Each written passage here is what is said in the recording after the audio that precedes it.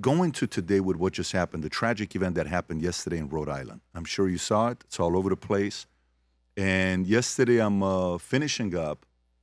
Dan, my security, says, did you just hear what happened in Rhode Island? What happened in Rhode Island? Another shooting. I said, what are you talking about? Yeah, a father, transgender father, Robert Dorgan, ID'd as RI hockey shooter who gunned down family as sick posts are revealed. He comes in, kills 2 family members, then accidentally, they still don't know whether he killed himself or he accidentally shot himself. One article says that he accidentally shot himself. Another article said that he killed himself. And then 3 others were shot and they're hospitalized. And then one of the daughters was being interviewed. Rob, do you have the interview of the daughter being interviewed? The daughter is being interviewed. I don't know if you saw this one or not. The daughter is being interviewed.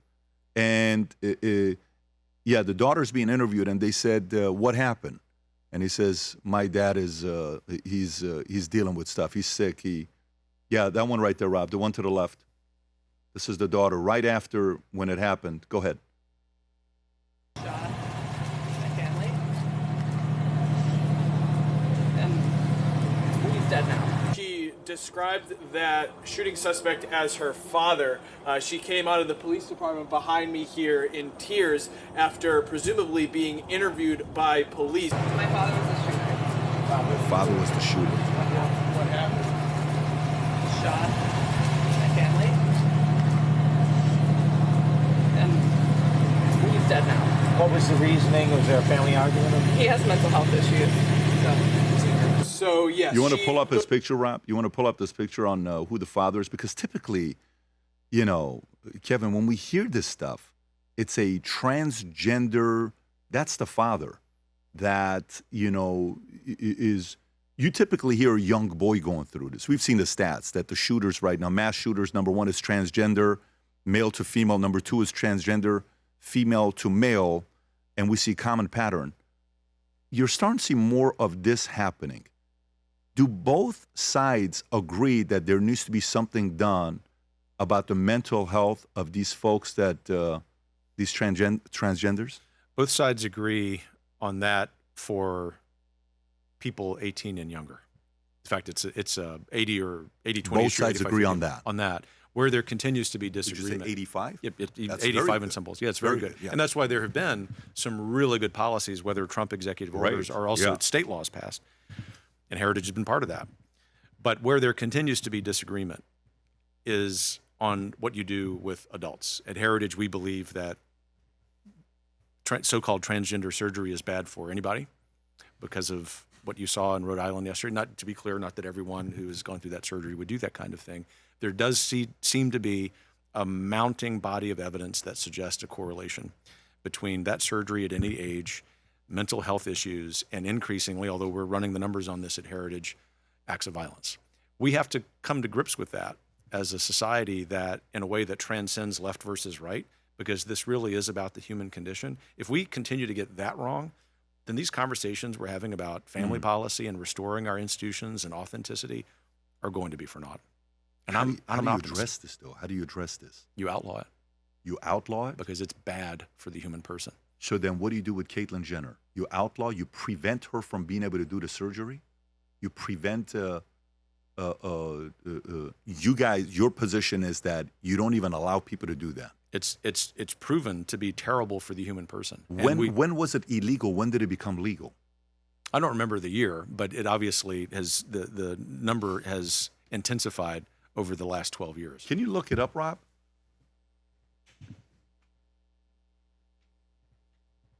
So is it more, and again, you're not, I'm not asking you a scientist that I'm asking, No. hey, but I wonder how much of this is the medication they put in their bodies that makes them behave this way, that there needs to be accountability for that, to say, hey, this is what we can no longer. And we like that idea too. One of the reasons is that we not only work in coalitions, but we often work toward an ultimate goal via incremental steps. In fact, sometimes people will call us radical incrementalists. We're willing to take a quarter of the enchilada if we can keep working there. So if that's the kind of thing that policymakers can agree on left and right, Heritage would be fully supportive of that, knowing that ultimately we have an ideal position that would be much stronger than that. There isn't a credible. What are you searching, Rob?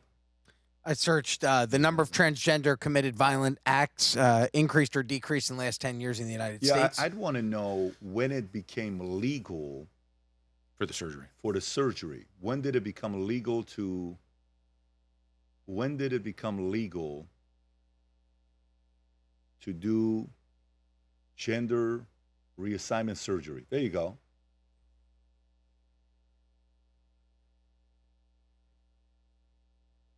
Or was it like a thing that people did? There isn't a single 1 year in jumping on cars, bombs.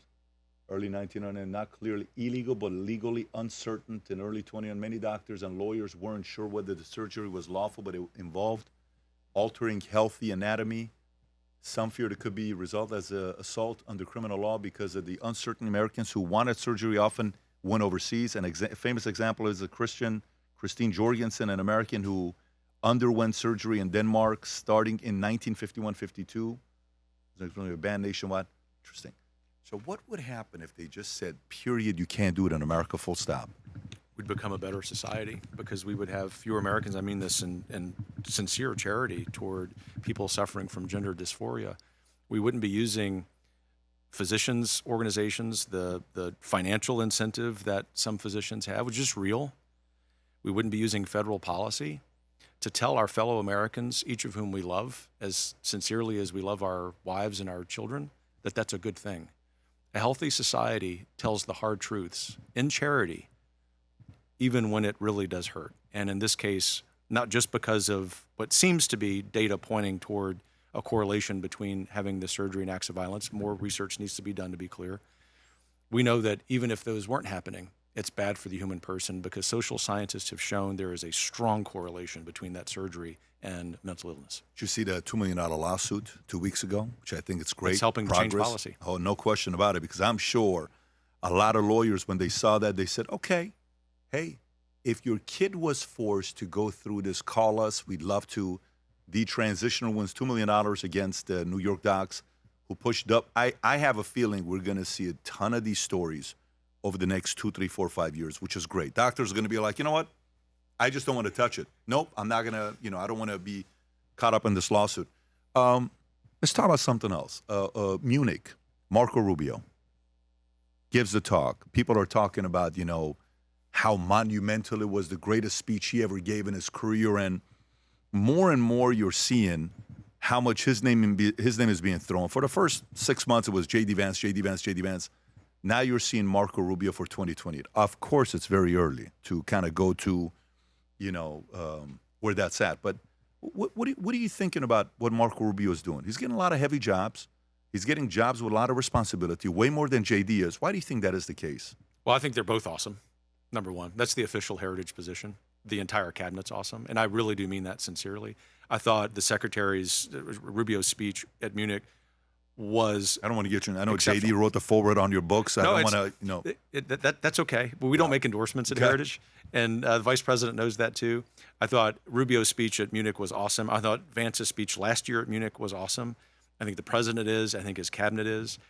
Whoever the standard bearer is for conservatives in 2028, and the following is where Heritage can put its thumb on the scale because this will be about ideas and issues, is going to be someone who wants to devolve power from Washington to the states, who has an aspirational vision for the American family, a more restrained but still very lethal national security apparatus, who wants to restore free enterprise, not crony corporatism, but small business free enterprise like how you cut your teeth and continue to do so. Whoever that man or woman is, sign us up for that any day of the week. I just sit back, take my Heritage hat off, and think how lucky we are as a movement conservative. I'm just being Kevin as a guy, that we have all these men and women who are not only so good on substance, but thinking about Rubio's speech, who are so doggone articulate about it.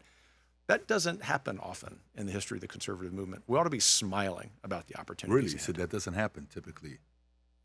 Huh. So you have guys who have good ideas, but they're not good orators? That's right. I mean, think about Trump's cabinet. The thing that strikes me, again, more as a historian than a policy leader, is that he's doing less of this now, but in the first months, he was doing over the extended lunch break, all of the interviews with the cabinet secretaries. Every single one of them is really good at speaking, really good with media. Some of them, of course, have done that for their professional careers. But in the case of Rubio, and Vance for that matter, you have two deeply intellectual guys. You think that's intentional? Yeah. Hiring? Absolutely. Absolutely. Because Trump understands that in addition to the policy success that he has to have in his second term, he's passing the baton, not just to one of those people or another, but probably that entire group. He'll leave it to the American people to decide who that's going to be. But that's why at Heritage we're so excited. And whoever the standard bearer is not going to be a blast from the past, in the 1980s or the last Trump term. It's going to be one of these men or women who understands what time it is. How much when you think about, like, you have 4 kids. Boys, girls. 1 boy, 3 girls. Okay, so let's just say your son says, "Dad, one day I want to think about being a president one day." Okay, great, son. What do you think are 3-5 qualities today for me to want to be a president? Very different than what it was 40 years ago. Things have changed. Well, what would you say those things are? The first on my list, and I would tell this to my son Philip or any young man or woman thinking about it, is something that's always been on the list. Be a person of faith, whatever that faith is. Secondly, be someone who loves this country so much that you would be willing to sacrifice everything for it. And if you can get there, then we can get into the qualities that would make you a good president. Point 3, call out problems that you want to fix, but every single time tie them to a solution. The American people want to know you've acknowledged their pain, their concern, but they also very quickly want to know why they, as Americans, should be hopeful. Number 4, be as deeply read as you can be. No surprise that this history teacher says that, especially about American history, political philosophy, economics. And 5th, because you want to limit me to 5, which is fine, never stop practicing the craft of communication. And not just the really important communication for big public speeches, TV, radio appearances, but something I've learned in my career, continue to learn, the importance of internal communication. Communication with staff, with colleagues, guidance, directives to people who, working for you, if you succeed in being president, will need to know exactly where you stand. You've taught debate before, right? I have. Give me 3 to 5 things about debate. Number 1. Good debater. Good debater does these 3 to 5 things. Number 1, never accepts the framing of the opponent. Never accepts the framing of the opponent. Never give ground. I think about my recently departed high school debate coach, Judy Hadley. May she rest in peace. She said, "Roberts, stop being so nice. Do not accept anything the other side says." I was, okay. Wow. Secondly, don't be a jerk about that. Okay. So that's a comment about countenance and comportment. Third, focus on 2 or 3 key points, period, on which the outcome of the debate hinges. And 4th, smile. Smile. Smile. And so, by the way, when you look at this, does Trump take everything out of and then comes Trump? So what do you then do with Trump? It's like Trump told Rogan, the reason he's a good communicator is because he's the master of the weave. Yeah, my kids still talk about that. Yeah. So how much did he change and disrupt the playbook of what it looks like to be a candidate, be presidential? I think he'll call people losers just last week. He said, Bill Maher, who's been actually good to him, he said, Bill Maher is I should have never invited him to the White House. Well, he's created this whole genre of these Truth Social posts where he goes through that. Yeah. And, I read these with my kids and we laugh on Saturdays or Sundays. And at the end of that post about Bill Maher, he says, "Thank you for your attention to this minor matter." Oh, he said minor matter? Matter. He didn't say that. Thank you for this attention to this minor matter. But he's doing this, right? This is his humorous, although serious, somewhat serious way of throwing a brushback pitch. Right? I'm willing to bet Bill Maher read that and he laughed his ass off when he read that. I would hope so. No. Knowing his sense of humor, he probably looked at it and said, "You know what? I can see Trump saying something like that when it comes down to this." Okay, so question. Here's a tricky question for you. Let's see how you're going to answer it. You get a call. Somebody wants to give a good amount of money to Heritage, $2 million plus. But he was on the Epstein Island, and he had a relationship with Epstein. But 12 years ago, would you still accept the money? That's all. He knew the man, or she knew the man. let's just say there's some exchange emails where it's suspect, and he visited the island and there's some emails that are suspect, would you still accept the donation? If we could get to 100% certainty that it was a business relationship, nothing that would be sorted, then we would entertain that. But we would obviously have to do a lot of research. We're very careful about those kinds of things. I can only imagine, right? Like We have to be. You I mean, we to- would be anyway as a matter of ethics. Sorry to cut you off. Yeah. But we would need to be anyway. But it's our ethics that would require that more than anything. Can you even stop it if a guy wants to give the money? Oh, sure. I've given money back. Not because of that How issue, does that to be work? clear. How does that work out, brother? I've had that. You just call and say we can't accept. I've your had money? that experience in my leadership stop in Texas. We've had it a few times at Heritage. This happens in our line of work. We're not alone in that regard. You call and say, look, we're misaligned on this, or you might have had an expectation speaking to the donor that you were going to give this sizable donation and we were going to do different work. Particularly, you're expecting us to change our position on something. That's just not what we do. We're not pay to play at Heritage. So for us, it's almost easier because people know that about us. I'll give you an example. We love American corporations, but only about 1.2% of our funding, give or take a little bit, comes from corporations. And that's because we want to make sure that we are free to do independent research and solutions. And we're gonna posit our research, our solutions first, and then people who want to support that financially can come in after the fact. We still, of course, value input and feedback and all of that, but it's not going to change what we say or how we go about it. When we set out to create a shoe that blends comfort, function, and luxury, we had the choice to make it fast. We had the choice to make it cheap. We chose neither. Instead, we chose Tuscany, Italy. We chose true Italian craftsmanship, each pair touched by 50 skilled hands. We chose patience, spending 2 years perfecting every detail, and we chose the finest quality at every step.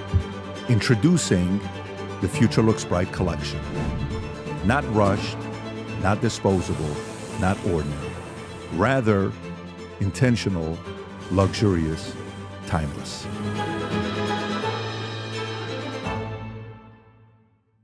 If you enjoyed this video, you want to watch more videos like this, click here. And if you want to watch the entire podcast, click here.